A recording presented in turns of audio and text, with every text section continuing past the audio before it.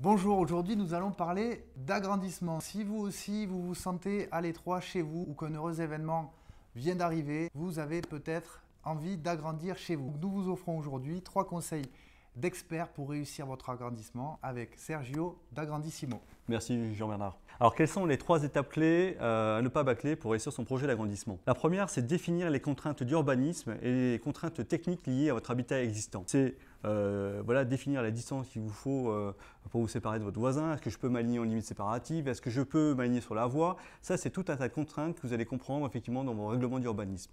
Et les contraintes techniques, elles sont celles liées à votre habitat existant. Est-ce que je peux bâtir à côté de mon pignon? Est-ce que je peux me raccorder à mon toit existant? Est-ce que je peux me raccorder aux eaux usées existantes? Ça, c'est tout un tas de questions qu'il faut se poser, bien évidemment, avant de penser à l'aménagement.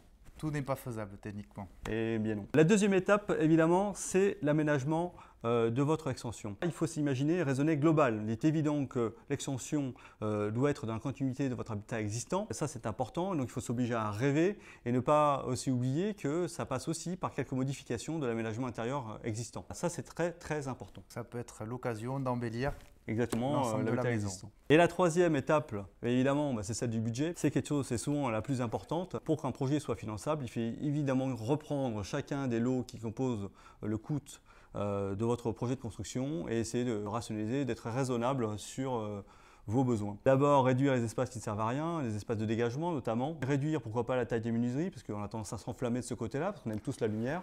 Voilà pour les 3 conseils. Donc, si on résume un peu tout cela, 1, c'est définir les contraintes d'urbanisme et les techniques liées à votre habitat existant. 2, c'est s'obliger à rêver pour aménager votre projet d'agrandissement et ne pas oublier l'habitat existant. 3, rationaliser votre budget pour que votre projet soit finançable.